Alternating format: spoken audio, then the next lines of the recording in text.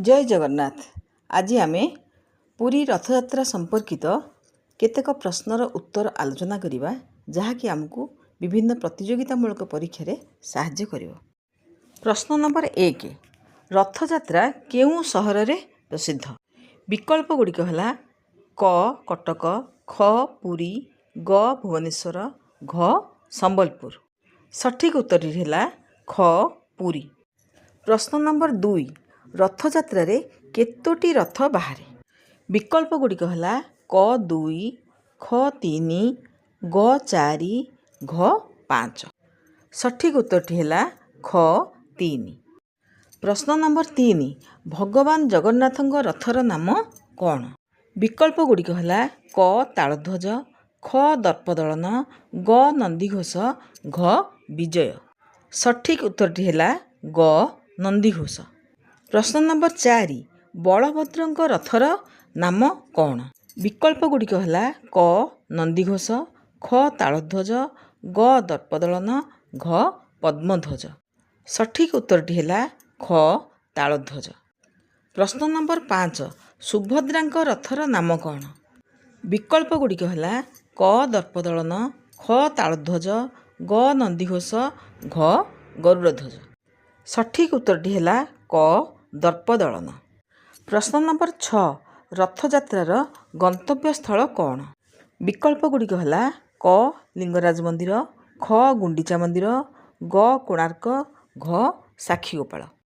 सठिक उत्तरटी है ख गुंडीचा मंदिर।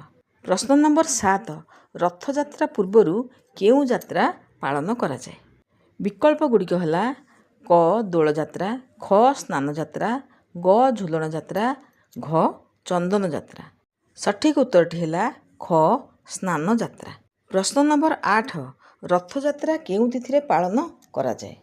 विकल्प गुड़िक है क आषाढ़ शुक्ल द्वितीया, ख चैत्र पूर्णिमा, ग कार्तिक पूर्णिमा, घ माघ सप्तमी। सठिक उत्तरटी है क आषाढ़ शुक्ल द्वितीया। प्रश्न नंबर 9, रथरे छेरा पहरा किए करती? विकल्प गुड़िक है क गजपति महाराज, ख पूजक, ग दैतापति, घ पंडा। सठिक उत्तरटी है क गजपति महाराज। प्रश्न नंबर 10, रथयात्रार केते दिन पर बाहुड़ा यात्रा हुए? विकल्प गुड़िक है क 5 दिन, ख 7 दिन, ग 9 दिन, घ 10 दिन। सठिक उत्तरटी है ग 9 दिन। प्रश्न नंबर 11, जगन्नाथଙ୍କ रथरे केतोटी चक थाए? विकल्प गुड़िक है क 14, ख 16, ग 18, घ 12। सठिक उत्तरटी है ख 16। प्रश्न नंबर 12, बलभद्रଙ୍କ रथरे केतोटी चक थाए? विकल्प गुड़िक है क 16, ख 14, ग 12, घ 18। सठिक उत्तरटी है ख 14। प्रश्न नंबर 13, सुभद्राଙ୍କ रथरे केतोटी चक थाए? विकल्प गुड़िक है क 12, ख 14, ग 16, घ 18। सठिक उत्तरटी है क 12। प्रश्न नंबर 14, रथयात्रा पर फेरिबा यात्रा को कौन कहुए? विकल्प गुड़िक है क बाहुड़ा यात्रा, ख स्नान यात्रा, ग नवकलेवर, घ अनवसर। सठिक उत्तरटी है क बाहुड़ा यात्रा। प्रश्न नंबर 15, रथ निर्माण केउं पर्वर आरंभ हुए? विकल्प गुड़िक है क अक्षय तृतीया, ख रामनवमी, ग मकर संक्रांति, घ दीपावली।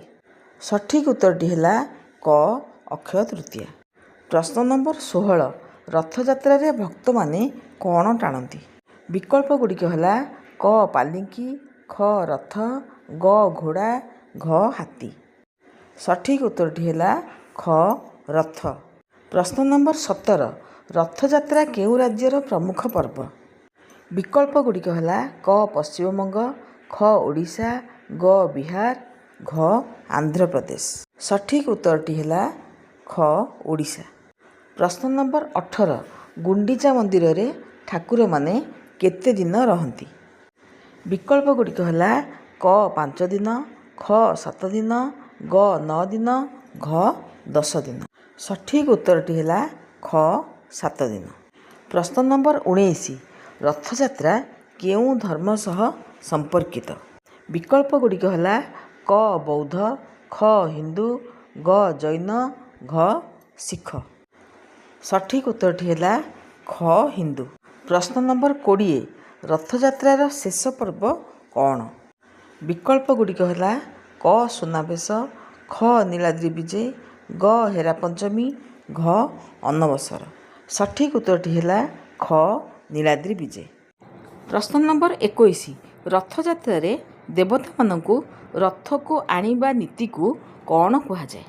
ବିକଳ୍ପ ଗୁଡ଼ିକ ହେଲା କ ପହଣ୍ଡି, ଖ ସୁନାବେଶ, ଗ ଛେରା ପହଁରା, ଘ ଅଧରପଣା। ସଠିକ୍ ଉତ୍ତରଟି ହେଲା କ ପହଣ୍ଡି। ପ୍ରଶ୍ନ ନମ୍ବର 22 ବାହୁଡ଼ା ଯାତ୍ରାରେ ଶ୍ରୀଜୀଉମାନେ କେଉଁଠାରେ ମାଉସୀ ମାଙ୍କ ପୋଡ଼ପିଠା ଭୋଗ ଗ୍ରହଣ କରନ୍ତି? ବିକଳ୍ପ ଗୁଡ଼ିକ ହେଲା କ ଗୁଣ୍ଡିଚା ମନ୍ଦିର, ଖ ମାଉସୀ ମା ମନ୍ଦିର, ଗ ନରେନ୍ଦ୍ର ପୁଷ୍କରିଣୀ, ଘ ଶ୍ରୀମନ୍ଦିର। ସଠିକ୍ ଉତ୍ତରଟି ହେଲା ଖ ମାଉସୀ ମା ମନ୍ଦିର। ପ୍ରଶ୍ନ ନମ୍ବର 23 ସୁନାବେଶ କେଉଁ ଦିନ ହୁଏ? ବିକଳ୍ପ ଗୁଡ଼ିକ ହେଲା କ ସ୍ନାନ ପୂର୍ଣ୍ଣିମା, ଖ ବାହୁଡ଼ା ପରେ ଏକାଦଶୀ, ଗ ରଥଯାତ୍ରା ଦିନ, ଘ ହେରା ପଞ୍ଚମୀ। ସଠିକ୍ ଉତ୍ତରଟି ହେଲା ଖ ବାହୁଡ଼ା ପରେ ଏକାଦଶୀ। ପ୍ରଶ୍ନ ନମ୍ବର 24 ହେରା ପଞ୍ଚମୀ କେଉଁ ଦେବୀଙ୍କ ସହ ଜଡ଼ିତ? ବିକଳ୍ପ ଗୁଡ଼ିକ ହେଲା କ ମା ଲକ୍ଷ୍ମୀ, ଖ ମା ସରସ୍ୱତୀ, ଗ ମା କାଳୀ, ଘ ମା ପାର୍ବତୀ। ସଠିକ୍ ଉତ୍ତରଟି ହେଲା କ ମା ଲକ୍ଷ୍ମୀ। ପ୍ରଶ୍ନ ନମ୍ବର 25 ରଥ ନିର୍ମାଣ ପାଇଁ କେଉଁ କାଠ ବ୍ୟବହୃତ ହୁଏ? ବିକଳ୍ପ ଗୁଡ଼ିକ ହେଲା କ ଶାଳ, ଖ ଫାଶୀ ଧଉରା ଆଦି, ଗ ଆମ୍ବ, ଘ ନଡ଼ିଆ। ସଠିକ୍ ଉତ୍ତରଟି ହେଲା ଖ ଫାଶୀ ଧଉରା ଆଦି କାଠ। ଆଜିର ଅଧିବେଶନ ଏତିକିରେ ସମାପ୍ତ କରୁଅଛି। ଧନ୍ୟବାଦ।